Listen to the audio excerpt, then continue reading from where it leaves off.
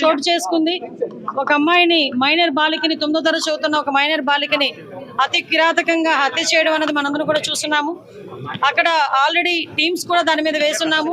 SP గారితో నేను information తెలిసిన వెంటనే ఎస్పీ గారితో నేను మాట్లాడి పొజిషన్ ఏంటని కూడా కనుక్కోవడం జరిగింది. విషయం ఏంటంటే ఏదైతే ఒక అమ్మాయి ఇంతకు ముందు ఆ అమ్మాయిని ఇబ్బంది పెట్టి పోక్సో చట్టం ద్వారా అబ్బాయి జైలుకి కూడా వెళ్ళాడు. మొన్న రిమాండ్ కూడా పంపించారు. మొన్న రీసెంట్గా ఒక 15 రోజుల క్రితం అతను జైలు నుంచి బెయిల్ మీద బయటకు వచ్చాడు. వచ్చిన తర్వాత ఆ అమ్మాయిని హత్య చేయడం జరిగింది. దానికి సంబంధించి ఇంచుమించుగా 18 పేజీల వాంగ్మూలం కూడా ఇంచుమించు వాంగ్మూలం ఒక లెటర్ కూడా పెట్టున్నాడు అక్కడ. అతనైతే ఇప్పుడు మనకి పరారులో ఉన్నాడు. ఎట్టి పరిస్థితుల్లోని కూడా పోలీస్ డిపార్ట్మెంట్ అంతా కూడా సుమారుగా 8-9 బృందాలు కూడా ఏర్పాటు చేయడం జరిగింది.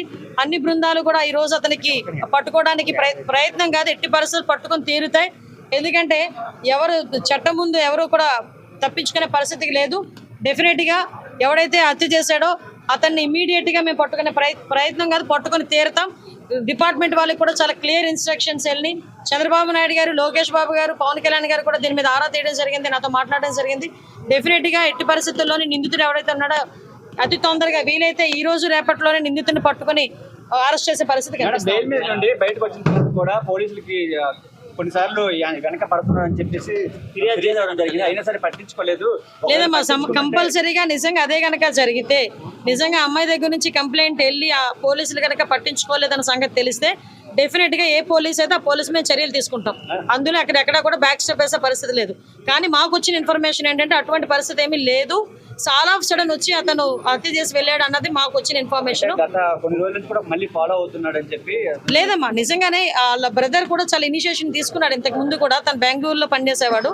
ఇనిషియేషన్ తీసుకుని ఈ అబ్బాయి ఇంచుమించి 26 సంవత్సరాలు, ఆ అమ్మాయిది చూస్తే 13 సంవత్సరాల వయసు. అవతల నిందితుడు ఎవరైతే ఉన్నాడో ఆ అబ్బాయిది కూడా 26-27 సంవత్సరాల వయసు. సో ఈ సిచ్యువేషన్స్లోనే వాళ్ళ అన్నయ్యకి చాలా సేఫ్ గార్డ్ చేశాడు. కానీ దురదృష్టంతో అమ్మాయిని కాపాడుకోలేకపోయారు.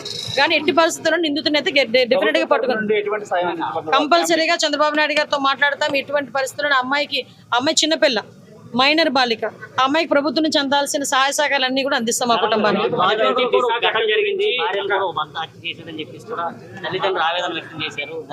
అమ్మ విషయం ఏంటంటే మేము చాలా సందర్భాల్లో చెప్పున్నాము. చాలా సంఘటనలు జరుగుతున్న సందర్భంలో పోలీస్ డిపార్ట్మెంట్ వాళ్ళు కూడా చాలా ఫర్మ్గా ఉన్నారు. లాస్ట్ టైం మీరు చూసారు, చీరాల సంఘటన జరిగిన తర్వాత సుమారుగా 36 గంటల నిందితులను పట్టుకొని మేము రిమాండ్ కూడా పంపించుకోవడం జరిగింది. ఎక్కడ ఏమి జరిగినా చాలా యాక్టివ్గా పోలీస్ డిపార్ట్మెంట్ వాళ్ళు పనిచేస్తున్నారు. ఎక్కడ జరగకుండా ఉండే బాధ్యత కూడా తీసుకుంటున్నాం.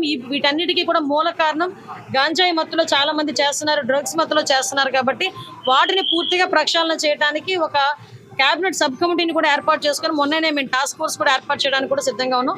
ఒక టోల్ ఫ్రీ నెంబర్ అన్ని కూడా ఏర్పాటు చేస్తాం.